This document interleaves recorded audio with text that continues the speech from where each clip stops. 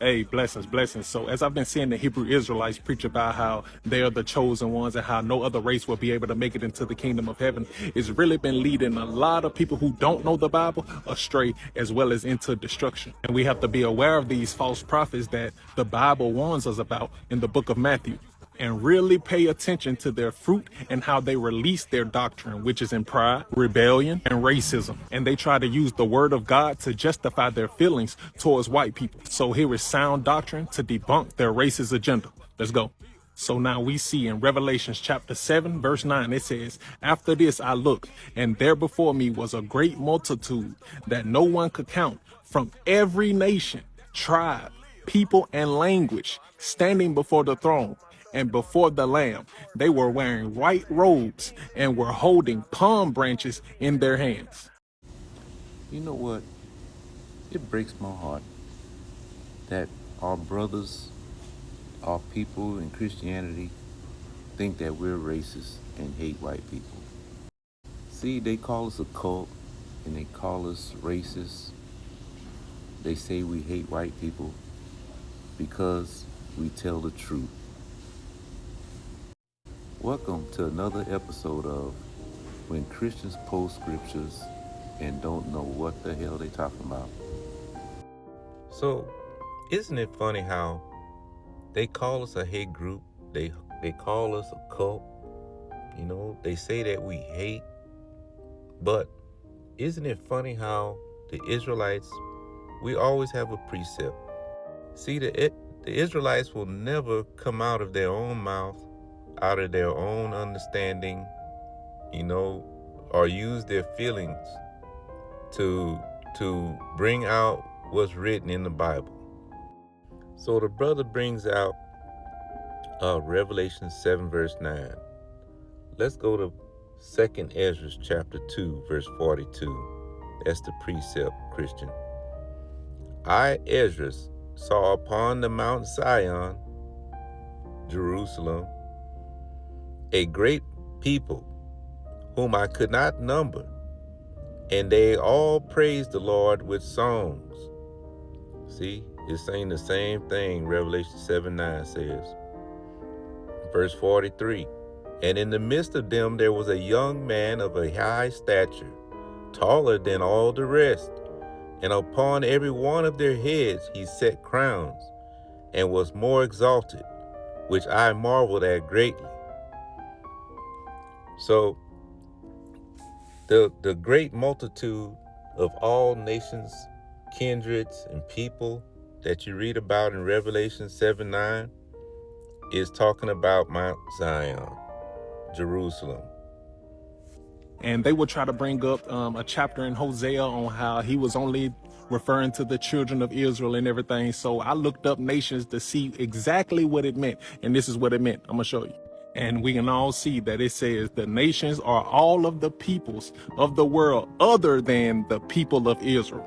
So that means that no race, no ethnicity, no background is exempt from God's love. Like any race can make it into the kingdom of heaven. All right. Once again, the Israelites will never, use their own feelings and emotions like the Christians do, to teach out of this Bible. We always have a precept, to back up what we say. So he mentioned the nations, all nations, and he went to Google to get a definition, for the word nations. Let's go to book of Isaiah, chapter 11, verse 11, one of my favorite scriptures. "And it shall come to pass in that day that the Lord Yahweh shall set his hand again the second time to recover the remnant of his people." The remnant of his people, y'all. Not everyone, not all nations and kindreds and tongues. Those kindreds and tongues are his people that are in all these lands, which I'm about to read.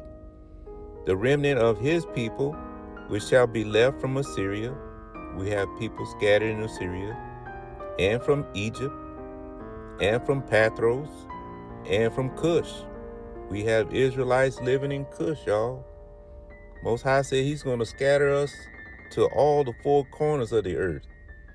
You see? And from Elam and from Shinar.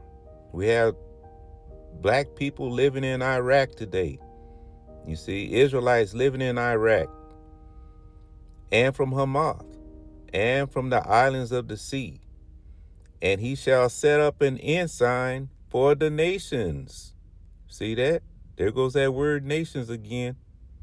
And shall assemble the outcasts of Israel, and gather together the dispersed of Judah from the four corners of the earth. See that, Christian? God, Yahweh, his plan is to gather all his people from all these different lands. You know, as it says in Deuteronomy 28:64, we shall be scattered, in all corners of the earth.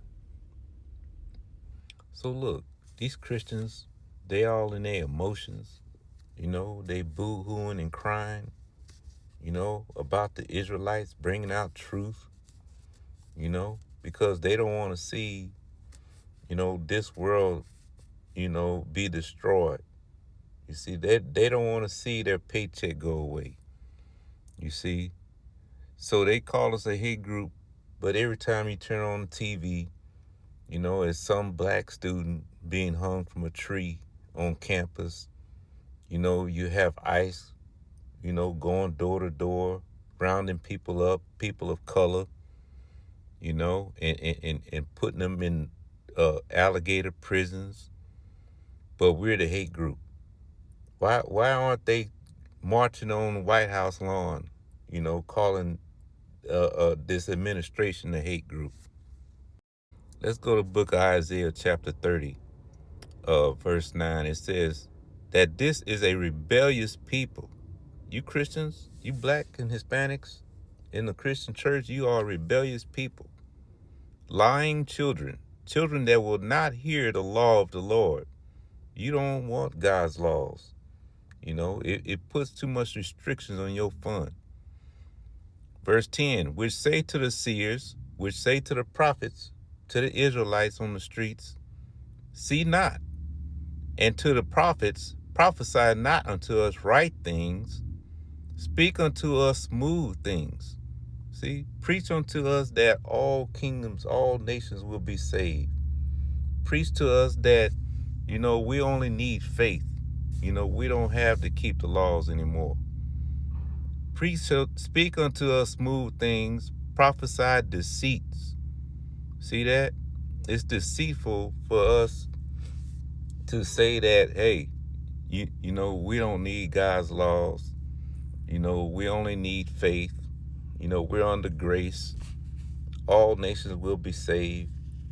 You see, no, that's being deceitful. So we don't use our own emotions and feelings to decipher this Bible. We use precepts. You see. So like and share this. If you feel so inclined. If you like truth, like and share. Subscribe to the channel. Shalom.